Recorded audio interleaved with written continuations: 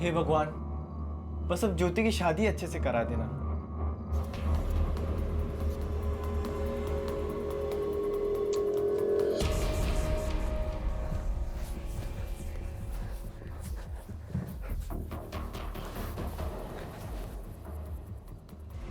अरे आप रो रही हो? अभी रोने का वक्त थोड़ी है। अभी तो ज्योति की विदाई होगी, तब भी तो रोना है ना? जब मैं आऊंगा दूल्हा बन के, है ना, तब। अभी नहीं। नहीं। अरे छोड़ दो मुझे। रोक, छोड़, रोक, छोड़। रोक।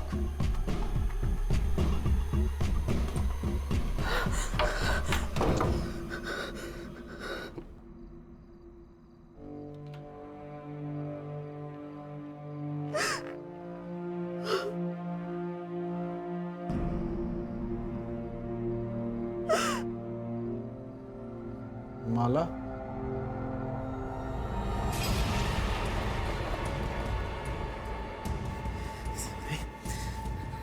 आंटी, मैं बताता हूँ मैं क्या करता हूँ। जब उसकी बेटी ये फोटो देखेगी ना। माला,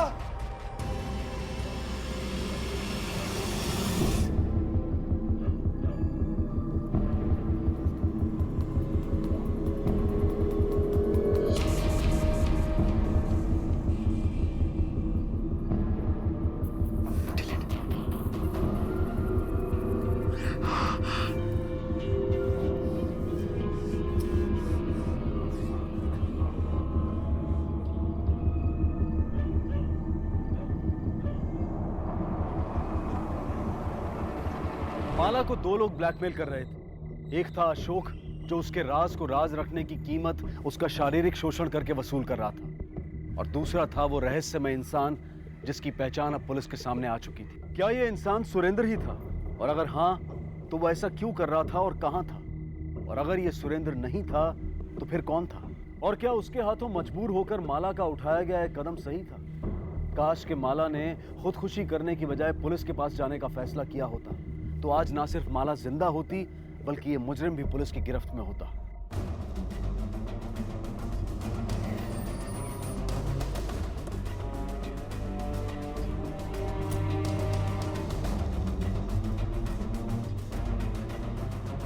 माला का किसी तरह का कोई झगड़ा हुआ था किसी के साथ, घर में या घर के बाहर कहीं? कुछ दिनों पहले बहस हुई थी जी हम दोनों के बीच में। दरअसल एक जॉइंट प्रॉपर्टी है हमारी, उसको लेकर वो अपना हिस्सा बेचना चाहती थी और मैं उसके खिलाफ था जी। क्यों बेचना चाहती थी वो उस प्रॉपर्टी को? क्या पैसों की जरूरत थी उन्हें? यही बात तो मैंने भी पूछी थी, लेकिन उसने कुछ साफ साफ बताया नहीं। कुछ दिनों बाद मेरी भांजी ज्योति की शादी थी जी, सारा खर्चा मैं ही उठा रहा था, यहाँ तक कि बैंक से लोन भी मैंने लिया। फिर माला को पैसों की क्या जरूरत थी? उस रात आखिर हुआ क्या था?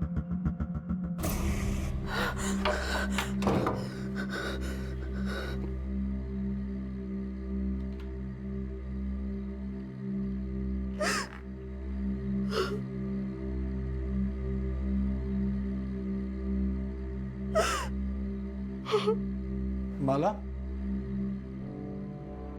कहां से आ रही हो इतनी रात को? क्या हुआ? तुम बोलती क्यों नहीं? माला, तुम रो क्यों रही हो? क्या हुआ? मुझे माफ कर देना। ज्योति को भी कहना कि अपनी माँ को माफ कर दे। पर क्या हुआ?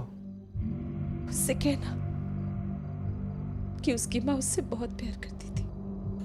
माला,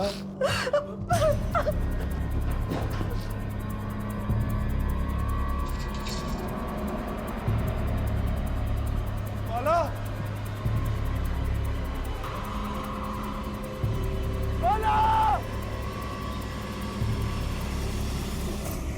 पता नहीं सर ऐसी क्या बात थी कि उसने मेरी आंखों के सामने। पिछले कुछ दिनों से माँ बहुत अजीब सा बिहेव कर रही थी। वो हर छोटी बात पर नाराज हो जाती थी, और उस दिन अशोक से सिर्फ बात करने पर वो मुझ पर इतना नाराज हो गई। पता नहीं सर वो ऐसा क्यों कर रही थी। ये तो श्योर है सर कि माला आंटी को कुछ तो हुआ था, जब से ज्योति की शादी तय हुई है, पता नहीं क्यों मैं जब भी ज्योति को देखता था या फिर स्माइल भी करता तो माला आंटी ऐसे रिएक्ट करती थी जैसे मैं कोई मॉन्स्टर हूँ और उनकी शादी तोड़वा दूंगा, जबकि मैं तो ज्योति को अपनी सिस्टर मानता हूँ सर। साहब, मैंने कोई चोरी नहीं की थी, फिर भी मुझे काम से निकाल दिया। कमला, मैं जानती हूँ तुमने चोरी नहीं की है। मैं तुम्हारी हेल्प करूंगी दूसरा काम दिलवाने में। मैडम, अगर आपको सब कुछ पता है तो फिर साहब को बोलिए ना, कितनी पुरानी हूँ मैं यहाँ पर। अगर किसी को भी कुछ भी पता चल गया तो मेरा नाम पूरा मोहल्ले में खराब हो जाएगा। मैडम, मैंने कहा ना, मैं दिलवाऊंगी तुम्हें दूसरा काम, यकीन करो मुझ पर। पर मैडम, पर प्लीज प्लीज अभी यहाँ से जाओ। मुझे नहीं पता साहब, जब माला मैडम को पता था कि मैंने पैसे चुराया ही नहीं तो फिर उन्होंने रंजित साहब को क्यों नहीं बोले? सर ये तो सिंपल सा सुसाइड केस है। माला के साथ कुछ तो ऐसा हो रहा था या हो चुका था जिसकी वजह से वो चिड़चिड़ी और गुस्सैल हो गई। और दूसरी खास बात, माला का अपने भाई रंजीत से प्रॉपर्टी बेचने को लेकर लड़ना, जबकि उसकी बेटी की शादी का सारा खर्चा वो उठा रहा था। सर माला ने अपने नौकरानी को ये बताया था कि वो जानती है उसने चोरी नहीं की है, लेकिन जब रंजीत ने नौकरानी को काम से निकाला उसने उसका विरोध तक नहीं किया। इससे तो एक ही कहानी निकल कर आती है कि माला को किसी खास रीजन से पैसों की जरूरत थी, जिसके चलते उसने अपने ही घर में चोरी की और इल्जाम लगा नौकरानी पर। और शायद उसे फिर से पैसों की जरूरत पड़ी। उसने अपने भाई को प्रॉपर्टी बेचने के लिए कहा, भाई नहीं माना तो उसने सुसाइड कर लिया। इस कहानी की आखिरी कड़ी उस जगह से जुड़ी हो सकती है जहां खुदकुशी से पहले माला सबसे छिप कर गई थी। एक काम करो, माला के फोन रिकॉर्ड्स निकलवाओ। सर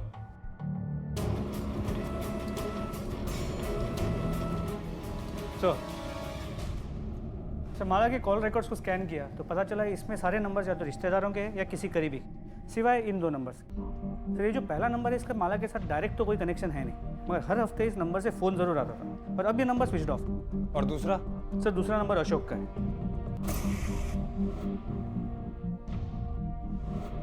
एक काम करो, इस लड़के अशोक को बुलाओ और ये नंबर चेक करो दूसरा किसका है।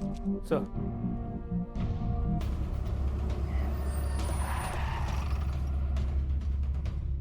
सर मेरी क्लास है सर, क्लास जाना है सर। सर लेकिन हुआ क्या सर? सर हुआ क्या, तो बताइए सर। अरे सर क्लास जाना है सर। माला आंटी को कंप्यूटर सीखना था सर, तो मिलने का टाइम डिसाइड करना था, मैंने मैसेज किया था सर। अच्छा, वैसे किस रॉयल फैमिली से हो? वो तो सर हमारे बीच का मजाक था सर। माला आंटी जब भी मुझे देखती थी तो कहती थी कि तुम रॉयल फैमिली के दिखते हो, तो मैं भी कभी मैसेज कर देता था सर। बेवकूफ दिखाई देता हूँ? यहाँ सब बेवकूफ हैं। ना तो उन मैसेजेस की भाषा मजाकिया है और ना ही उनका कंप्यूटर ट्यूशन से कोई कनेक्शन दिखाई देता है। उन्हें पढ़कर साफ समझ में आता है या तो वो किसी को धमकी देने के लिए या डराने के लिए भेजे गए हैं। मोबाइल दो अपना, मोबाइल दो, इसका मोबाइल लो, साइबर सेल भेजो, देखें क्या निकलता है। सर आप चेक कर लीजिए, लेकिन आपको कुछ मिलेगा नहीं सर इसमें। देखते हैं। एक काम करो, इसको बाहर बैठाओ और जब तक परमिशन ना दूं वहां से हिलना मत। सर आप ऐसे जबरदस्ती नहीं कर सकते सर मेरे साथ। ये सवाल है या इन्फॉर्मेशन? दोनों ही कंडीशन में तुम्हारे पास सिर्फ एक ही चॉइस है, या तो हमारे साथ कोऑपरेट करो, नहीं तो शक के बिना पर गिरफ्तार करके हवालात में डाल दूंगा। बात समझ में आई? लेके जाओ इसको, नजर रखना इस पे।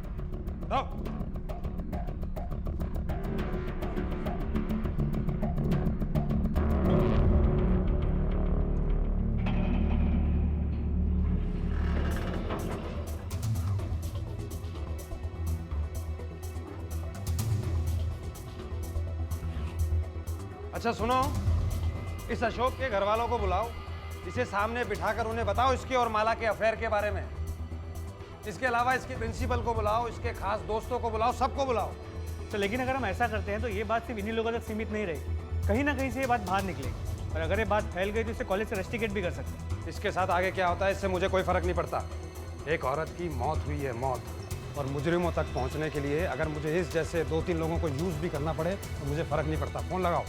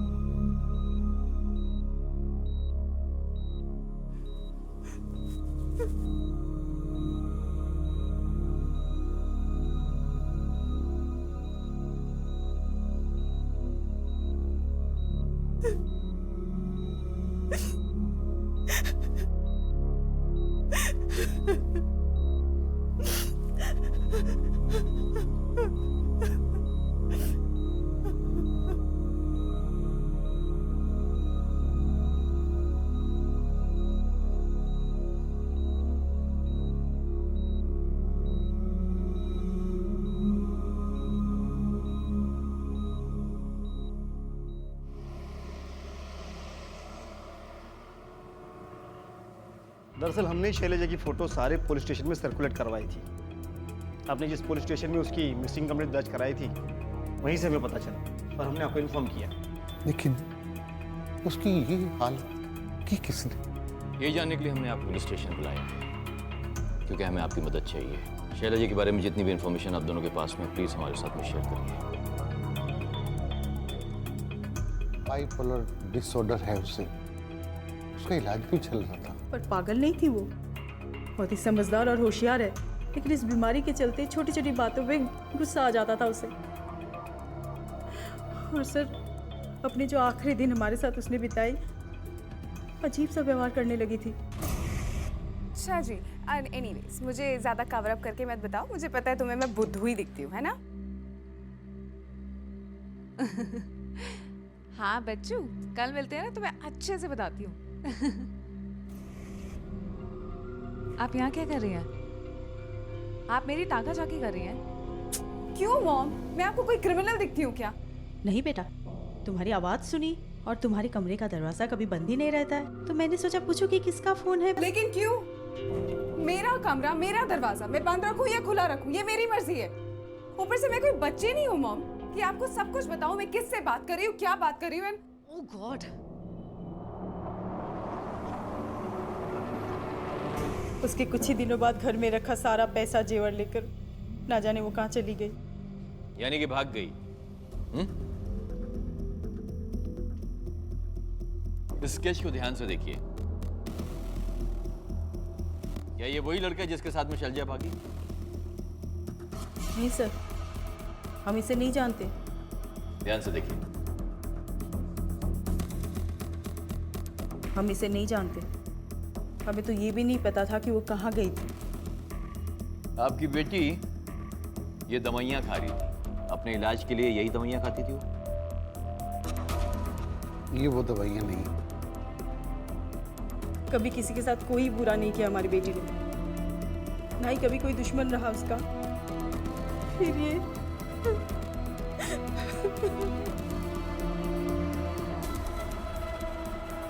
शैलजा पर हुए इस जानलेवा हमले के मामले में आगे बढ़ने की पुलिस की हर कोशिश नाकाम हो चुकी थी। इस पूरे मामले का प्राइम सस्पेक्ट, या फिर ये कहें कि जिस पर शैलजा की इस हालत को लेकर शक किया जा सकता था, वो आज से 3 साल पहले मर चुका था। इस केस की फाइल रोज दर्ज होते नए गुनाहों की फाइलों के नीचे दबती जा रही थी और शायद हमेशा के लिए वहीं दबी रह जाती अगर इस घटना के 6 महीने के बाद इससे मिलता जुलता एक और हादसा ना हुआ होता।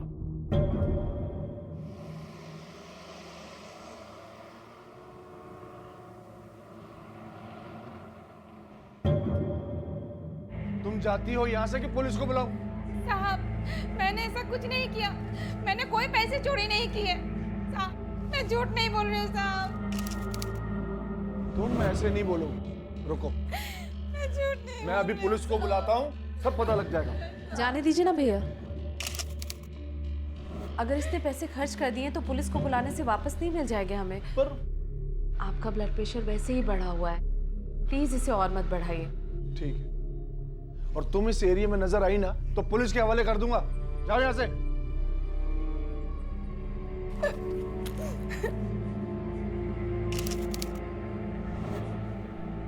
क्या हो रहा है ये सब? कुछ नहीं, मैं देखती हूँ, तो जाना। आंटी जी, ज्योति है घर पर? नहीं, बिजी है वो, शादी है उसकी। हमारा भी कनेक्शन है रॉयल फैमिली के साथ।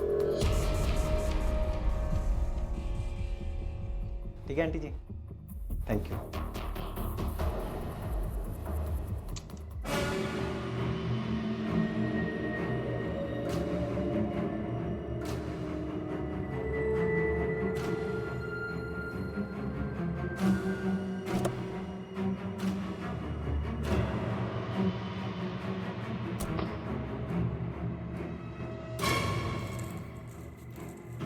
ये लो, ये मैंने मेरे भाई के घर से चुराए हैं। ये वो पैसे हैं जो उन्होंने मेरी बेटी की शादी के लिए रखे थे। मेरे पास तुम्हें देने के लिए पैसे नहीं है। प्लीज प्लीज वो फोटोग्राफ्स मुझे वापस कर दो।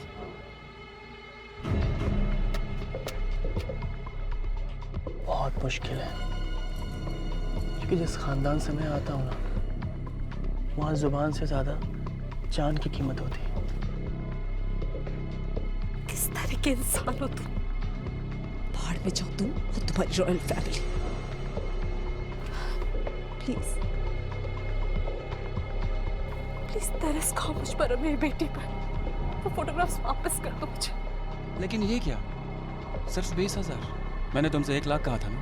खैर कोई बात नहीं, अगले वीक तक पूरे पैसों का इंतजाम कर लेना। और अगर इंतजाम नहीं कर पाए तो याद करना कि मैं क्या कर सकता हूँ तुम्हारे साथ। गेट लॉस्ट, जाओ। भैया, वो मैं गांव की जमीन बेचना चाहती हूँ। क्यों? हाँ, वो जमीन हम दोनों के नाम पर है, उसमें से मैं अपना हिस्सा बेचना चाहती हूँ। लेकिन किस लिए? हाँ? कोई जरूरत है पैसों की? सारा खर्चा उठा तो रहा हूं, ज्योति की शादी भी करवा रहा हूं, उसके लिए तो बैंक से लोन भी लिया है। अगर तुम्हें कोई शादी में कमी नजर आ रही है तो बताओ। नहीं भैया, ऐसी कोई बात नहीं है, बस मैं और ज्यादा बोझ नहीं डालना चाहती आपके ऊपर। बोझ? तुम्हारे पति के मरने के बाद से जिम्मेदारी उठा रहा हूं तुम दोनों की। आई एम सॉरी भैया, मैं वो जमीन बेच कर रहूंगी। सॉरी।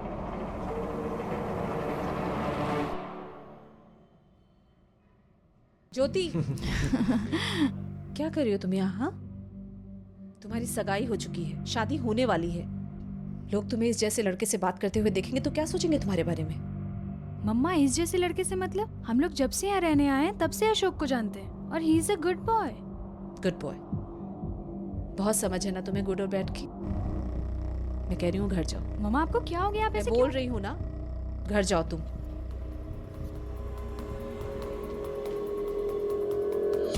तुम्हारी हिम्मत कैसे उससे बात करने की? क्यों इतना डर रहे हो आंटी? मैंने आपको बताया तो था मेरा कनेक्शन है रॉयल फैमिली के साथ। दूर का। ज्यादा परेशान मत हो आप। बस बंद करो अपने और औकात में रहो, समझे तुम? तो क्या करूं? मुझसे अब और रहा नहीं जाता आंटी। मम्मी पापा गए बैंगलोर, तो आज रात आ जाइए ना। 1 मिनट। कुछ है मेरे पास? नहीं, ये मेरे पास ही रहेगा।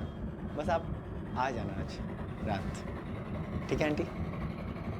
Okay, see you aunty.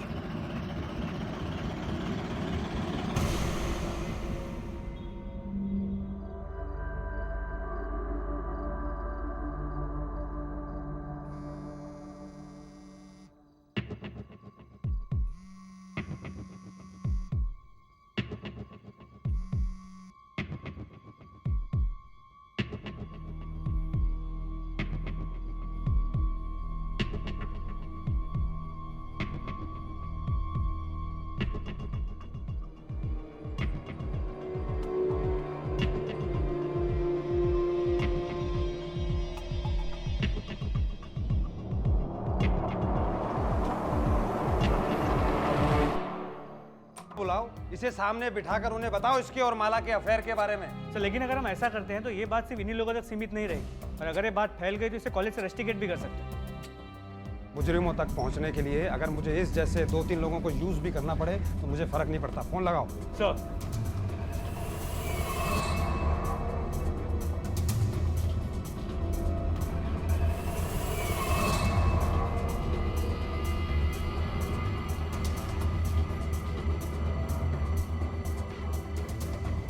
बात हो गई मेरी साइबर सेल से, कल सुबह तक रिपोर्ट आ जाएगी, ठीक है? उसके बाद लॉकअप, फिर जेल। मत बताओ। सर प्लीज सर, मैंने माला आंटी को नहीं मारा सर। सर प्लीज मुझे जाने दो।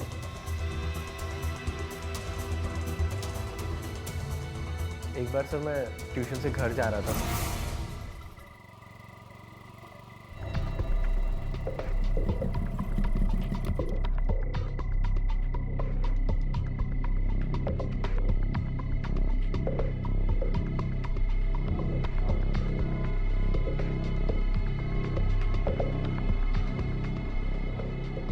क्या कर रहे हो? कोई देख लेगा।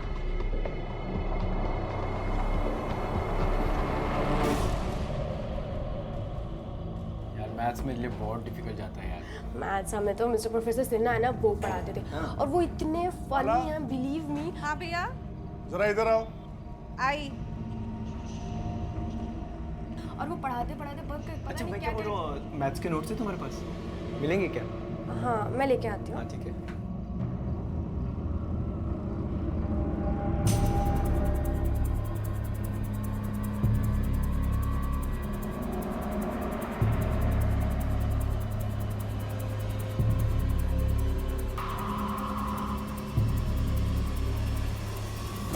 रणबीर नाम के आदमी से चैट करती थी सर, और मुझे याद है उसने लिखा था कि वो रॉयल फैमिली से बिलोंग करता है। सर वीडियो थी सर।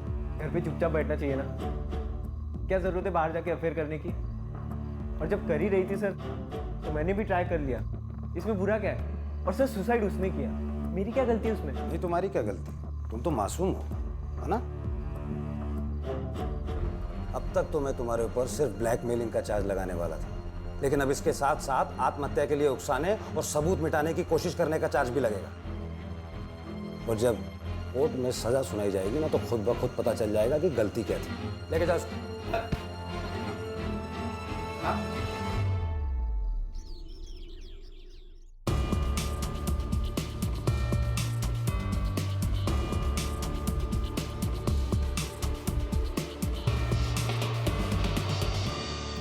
सर अशोक के फ़ोन से डिलीट किया हुआ डेटा रिकवर कर लिया गया। फोटोग्राफ्स, मैसेजेस, चैट्स सब इस फ़ोन में ट्रांसफ़र कर लिए। ये क्या है? ये देखो, ये इस ब्रेसलेट पे एक निशान बना हुआ है। आजकल ये बनता नहीं है सर, हाथ की बहुत ही उम्दा कारीगरी है ये।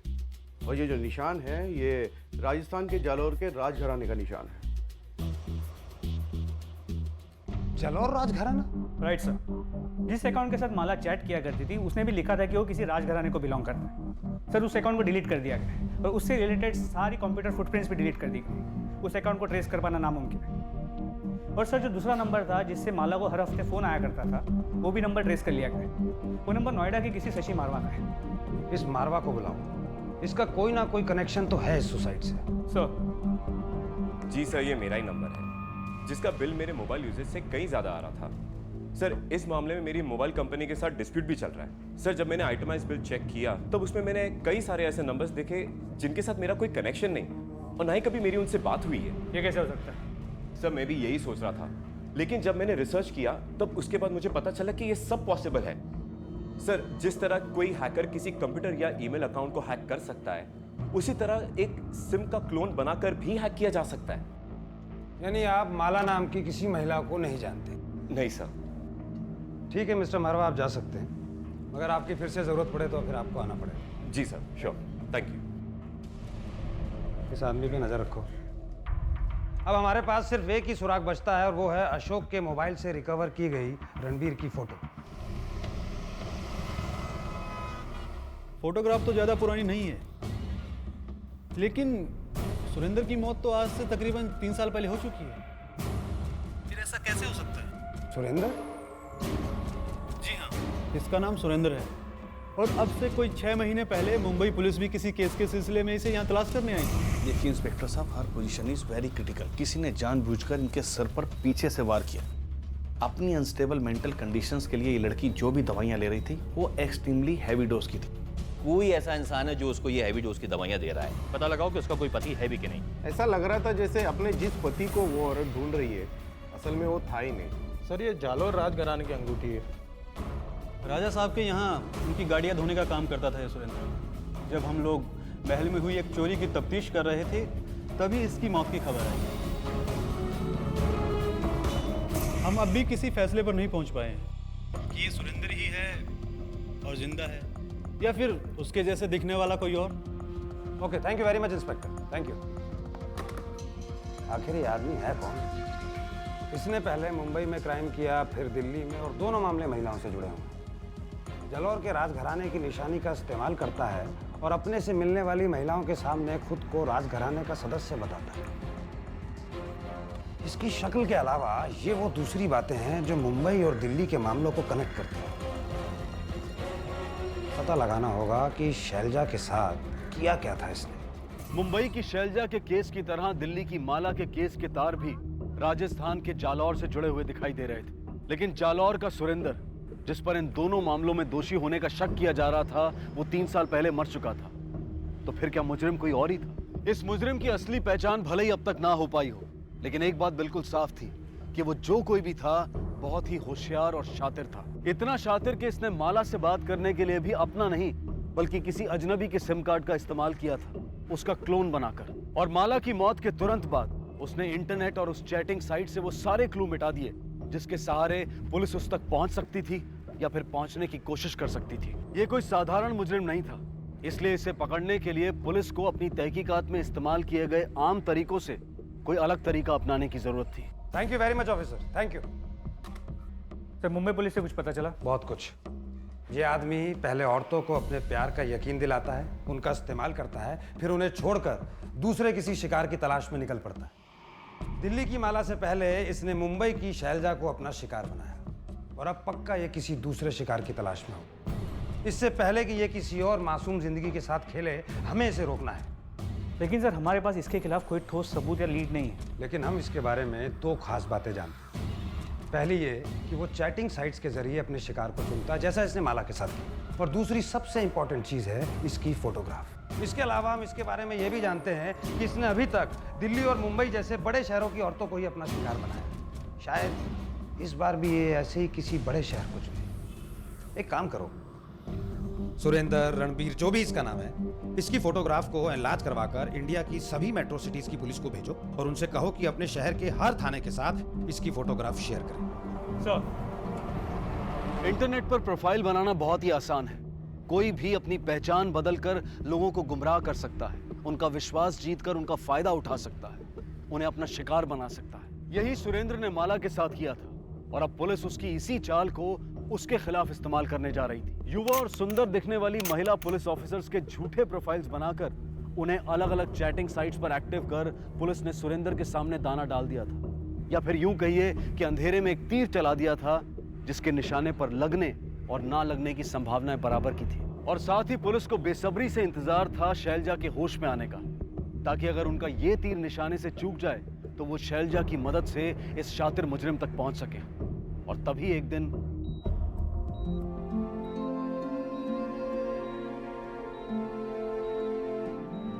डॉक्टर,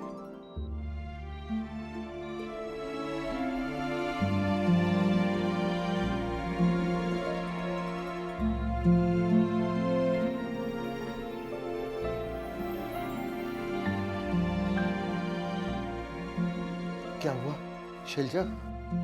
शायद आपकी दुआओं का नतीजा है जो आपकी बेटी कोमा से बाहर आ गई। She is out of coma.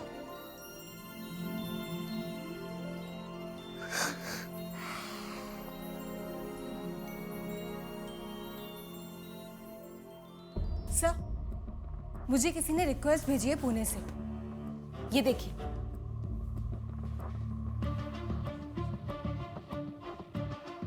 Profile में नाम जयंत बता रहा है।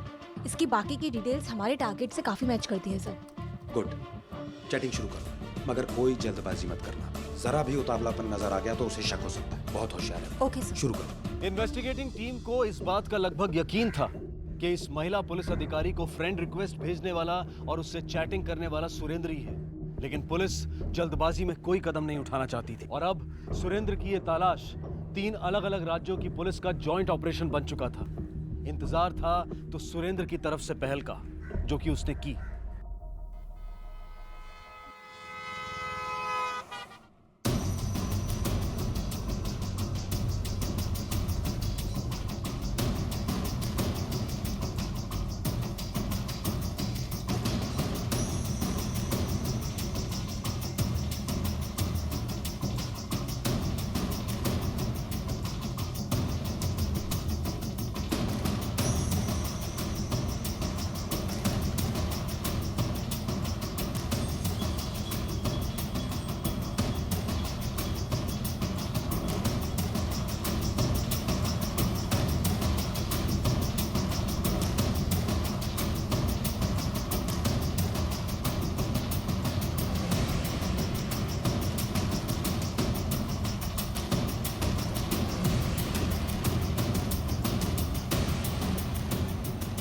Ma'am, this is for you.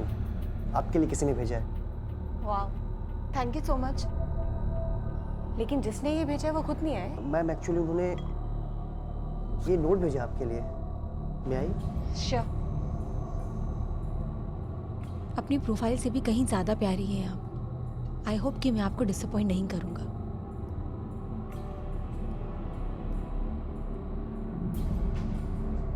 Ma'am, can I serve? Sure.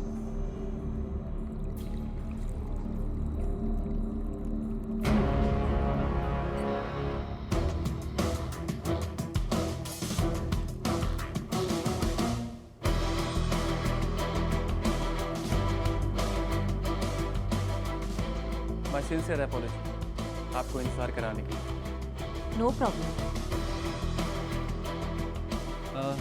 Garlic bread with cream. Would you like to have anything more? No thank you. The previous order. Cheers. Cheers. वैसे खाने को लेके आपकी चॉइस बहुत ही रिफाइंड है, बिल्कुल इस champagne की तरह। खाना हो या जिंदगी, मुझे सिर्फ बेस्ट चीज़ें ही पसंद आती हैं। वैसे मुझे लगता है लाइफ में इंसान को कभी समझौते नहीं करने चाहिए। करेक्ट, मुझे भी कुछ ऐसा ही लगता है। सो आपने अपने बारे में कुछ बताया ही नहीं। Ladies first. अगर मैं खुद ही अपने बारे में सब कुछ बता दूंगी तो आगे जाने के लिए कुछ बचेगा ही नहीं, और इस डेट का सारा मजा चला जाएगा। Shall I start with you first? काफ़ी इंटरेस्टिंग है। चलिए ठीक है, मुझसे ही शुरुआत करते हैं। नाम तो जानते ही आप, इसके सिवा मैं राजस्थान के एक रॉयल फैमिली से हूँ। वैसे उनकी सोच काफ़ी पिछड़ी थी, इसलिए मैंने खुद को उनसे अलग कर लिया और यहाँ पुणे में शिफ्ट हो गया। वैसे यू नो व्हाट, आज हम पहली बार मिल रहे हैं, बट आपसे मिलकर मुझे लगा नहीं कि ये हमारी पहली मुलाकात है ना? इट मीन्स हमारी सोच के साथ साथ हमारी फीलिंग्स भी बहुत मिलती है। तो हम फिर मिल रहे हैं, राइट? बिल्कुल। लेकिन किसी ऐसी जगह जहाँ ज़्यादा लोग ना हो, सिर्फ हम। व्हाट से? लेकिन मुझे ऐसा लगता है कि हम दोनों को अकेले मिलने से पहले एक दूसरे को अच्छे से जान लेना चाहिए। करेक्ट? तो चलिए आपके नाम से शुरू करते हैं। आपका नाम? जयंत, रणबीर, मधुर या सुरेंद्र? कौन है आप लोग? पुलिस। तेरा असली नाम तो पुलिस स्टेशन चल के बताएगा। चल चल चल। देखिए मैंने कहा ना, मेरे खिलाफ कुछ भी साबित नहीं कर पाएंगे आप लोग। हम जानते हैं। तो जाने दीजिए मुझे। ऐसे कैसे जाने दे मिस्टर सुरेंद्र, या जो भी नाम है आपका। इस वक्त हमारे साथ कोई है जो आपके जुर्म को साबित कर देगा। मिलना चाहेंगे?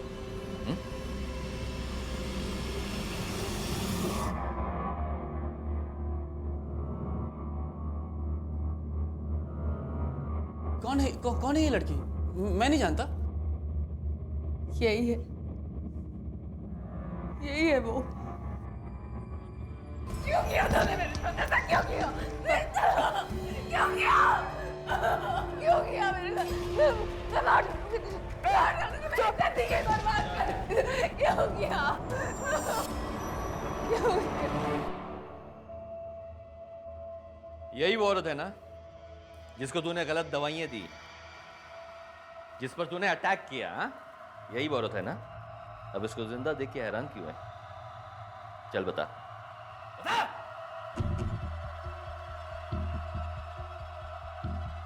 मैं राजा के घर में पैदा नहीं हुआ, लेकिन मरकर राजा की जिंदगी तो जी सकता था। इसलिए मैंने एक प्लानिंग बनाई। अपनी कार को खाई में फेंक दी और सारे गहने लेकर के वहां से भाग गया। फिर शैलजा को अपने प्यार के जाल में फंसाया।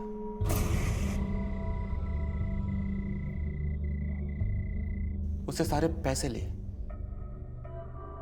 और हमेशा दवाइयों के ओवरडोज देता रहा ताकि मेरे पीछे कोई सबूत न रहे।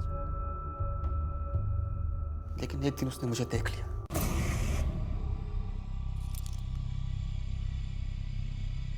हाँ बस थोड़ा ही दूर हो रहा है, पहुंच जाएंगे।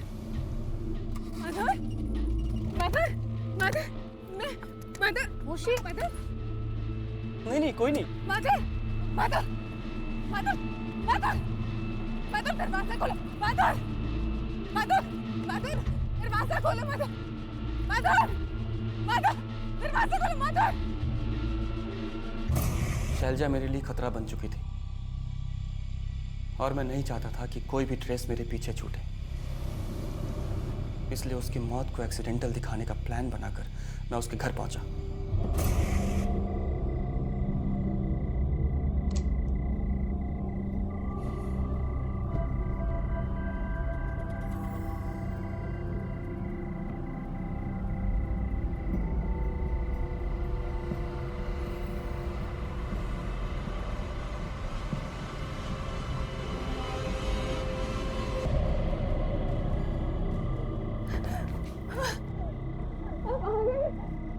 पता यहाँ पे सब मुझे पागल बोलते हैं, कहते थे कि मेरे पति ने मुझे धोखा दे दिया, वो मुझसे प्यार नहीं करता। लेकिन पता है मैंने सबको बोला कि मेरा पति मुझसे बहुत प्यार करता है।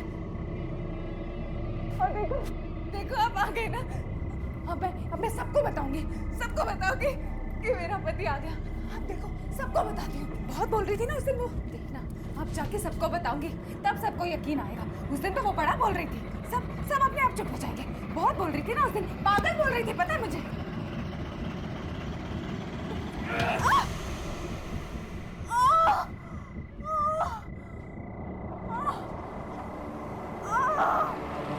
मैं शैलजा की चीख सुनकर के डर गया था। मुझे लगा मैंने उसे मार दिया है और फिर मैं वहां से भाग गया। और माला? मैं और माला एक ऑनलाइन चैटिंग साइट पर मिले थे। ठीक वैसे ही जैसे तुम शैलजा से मिले थे। जिस तरह तुमने शैलजा का इस्तेमाल किया, ठीक उसी तरह तुमने माला का भी इस्तेमाल किया, उसे ब्लैकमेल भी किया। हाँ। ये देखो कितना अच्छा पोर्टफोलियो है तुम्हारा, सेक्सी ना? मुझे अपने लिए नहीं, फोटोग्राफर के लिए चाहिए। वो क्या है ना कि इतनी अच्छी फोटोज जो खींची है, देखो देखो तुम खुद देखो, लवली, देखो तुम कितनी क्लोज हो मेरे से। और ये वाला, इसमें तो बिल्कुल सिर्फ पैसों की कमी को पूरी करने के लिए मैंने ये सब कुछ किया। सिर्फ एक अच्छी जिंदगी जीना चाहता था मैं, जो ये औरतें मुझे दिला सकती थी, बस इसलिए। और ये सब तुमने पैसों के लिए किया ना? कहाँ हैं पैसे? कहाँ हैं? कहाँ हैं? आखिरकार 3 अलग अलग राज्यों महाराष्ट्र, दिल्ली और राजस्थान पुलिस के आपसी सहयोग और उनकी महीनों की मेहनत के बाद सुरेंद्र को गिरफ्तार कर लिया गया। शैलजा की जान बच गई, लेकिन माला को नहीं बचाया जा सका। लेकिन सुरेंद्र की गिरफ्तारी से उन कई महिलाओं की जिंदगी को बर्बाद होने से बचा लिया गया जो सुरेंद्र के आजाद रहने से उसका शिकार बन सकती थी। और सोशल नेटवर्किंग के इस युग में तो यह बेहद जरूरी हो जाता है कि किसी के करीब जाने और किसी को अपने करीब आने देने में थोड़ा वक्त दिया जाए, क्योंकि ये वो माध्यम है जहां पर आप उतना ही देख सकते हैं जितना आपको दिखाया जाता है। ये कहानी सबक है उन सभी लोगों के लिए जो बिना तथ्यों की जांच परख के किसी पर भी भरोसा कर लेते हैं। दूसरों को धोखा देने के लिए, उन्हें नुकसान पहुंचाने के लिए यहाँ पर कोई भी अपनी असली छवि से अलग एक दूसरी ही छवि गढ़ सकता है। ऐसे में दिमाग का इस्तेमाल किए बिना सिर्फ दिल के कहने पर चलना और किसी भी तरह का संबंध जोड़ने में जल्दबाजी दिखाना खतरनाक साबित हो सकता है और कई मामलों में जानलेवा भी। इसलिए सतर्क रहें और किसी पर भी विश्वास करने से पहले उसकी असली पहचान और उससे जुड़े तथ्यों की अच्छी तरह से जांच कर लें, क्योंकि आपकी सतर्कता ही आपकी सुरक्षा है। अब मैं अनूप सोनी आपसे विदा लेता हूं, फिर मुलाकात होगी अगले एपिसोड में एक और चौंका देने वाले केस के साथ। तब तक अपना और अपने परिवार का ख्याल रखें और देखते रहें क्राइम पेट्रोल डायल 100। सबक एक को, सीख हम सबको। जय हिंद।